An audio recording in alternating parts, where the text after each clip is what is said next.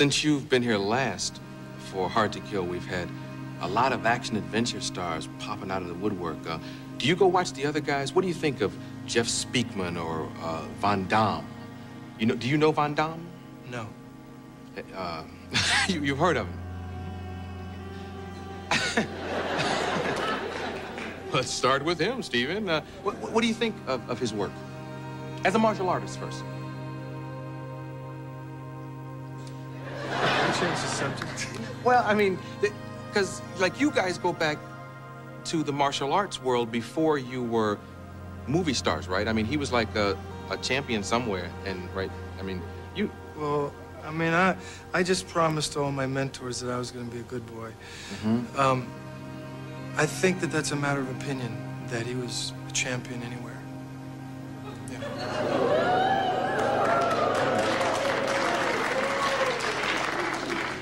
Yeah. And I mean, I'm not being catty or anything. I wish the guy all the best. But there are an awful lot of people who say that that's not true. Steven Seagal, once the undisputed king of action movies, finds himself in an uncomfortable position as he faces a barrage of questions about his peers, his skills, and his past. The man who once exuded confidence on screen now seems to bristle at the slightest provocation, his legendary cool cracking under the pressure of scrutiny. As we delve into the world of Steven Seagal, we find a man desperately clinging to his image as a martial arts master and Hollywood tough guy. When asked about his contemporaries in the action movie genre, Seagal's responses reveal a mix of dismissiveness and thinly veiled contempt. I mean, I was very good friends with his teacher.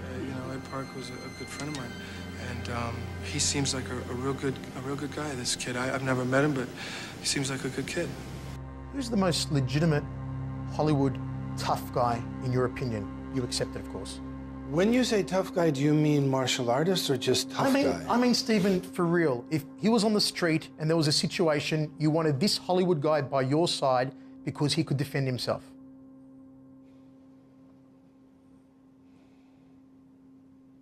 It's that hard to think of a legit one? Can you think of one?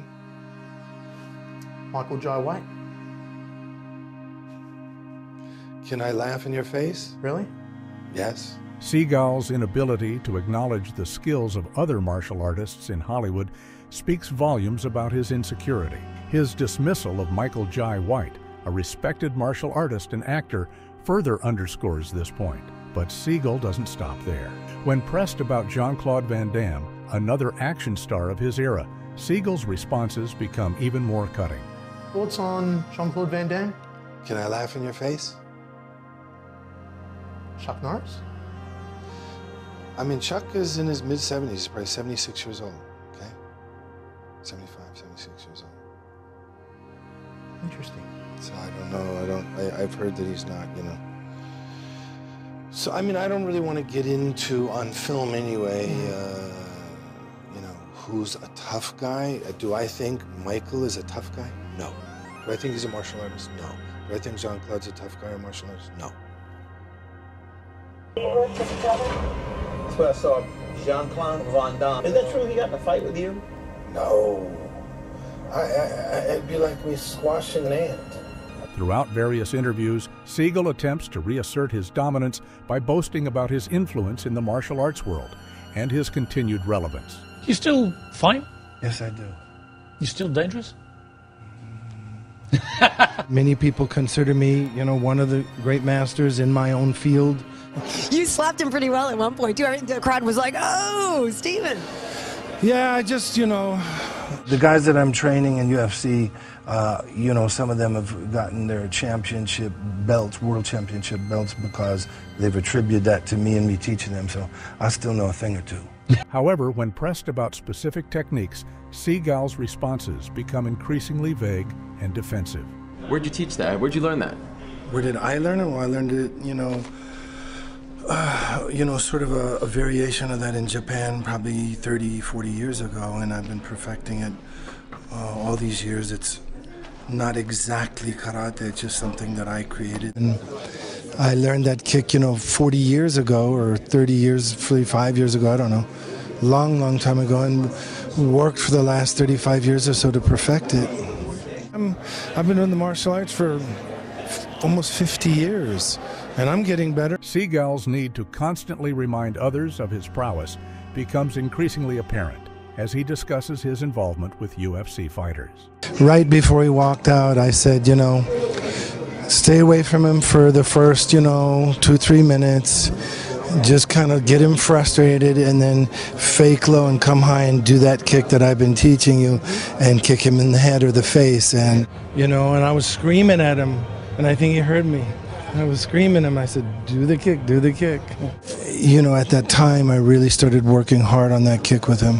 As the conversation shifts to his personal life and interactions with fans, we see a different side of Seagal. In a seemingly lighthearted exchange with a fan, Seagal's responses reveal a touch of condescension and an inability to engage in genuine conversation. When the fan asks for advice about traveling to Cambodia, Seagal's response is tinged with an air of superiority. The interaction takes an unexpected turn when the fan asks about the essence of Zen, to which Seagal responds with a physical action rather than words. This bizarre interaction highlights Seagal's unpredictable nature and his tendency to resort to physical demonstrations rather than verbal explanations. In terms of your life in America, you've been very much caught up in all the allegations of sexual harassment. You had a rape allegation against you, and I wonder how you deal with all that. Hello, Steven Seagal. Take the microphone off you. Yeah. Steven Seagal there, and of course, although he didn't respond there, he has said previously he denies any allegations that have been made against him. As the pressure mounts, action is immediate and severe. What great ambition do you have left? What's the one thing, if I had the power to give it to you, you'd take it? I've been in Abu Dhabi for the last few months working with them. Very, very honorable people, the people that I've been working with. They're talking about building a huge multimedia fund to make movies and televisions and different things, and television shows and different things like that. I want to be able to work on a project that will give people around the world the chance to represent their own people, their own culture, their own stories, rather than just Hollywood really, dominating Hollywood. And that's a dream of mine. Unable to maintain his composure, Seagal abruptly ends the interview, leaving the interviewer and audience stunned. This moment encapsulates the fragility behind Seagal's tough guy facade, revealing a man unable to confront difficult questions about his past and reputation. In a final attempt to salvage his image, Seagal speaks about his future ambitions, painting a picture of a man still relevant and full of grand ideas. As we reflect on these interactions with Steven Seagal, we're left with a complex portrait of a man struggling to maintain his image in a changing world. Once the epitome of the Hollywood tough guy, Seagal now seems to be fighting a losing battle against time, relevance, and his own reputation. His meltdowns and abrupt exits from interviews reveal a vulnerability that his on-screen persona never allowed. In the end, we're left to wonder, is Steven Seagal's tough guy image merely a facade, or is it a desperate attempt to cling to a fading legacy? One thing's for certain, in the world of Hollywood martial arts, the lines between fiction and reality are often blurred, and Steven Seagal seems to be trapped somewhere in between.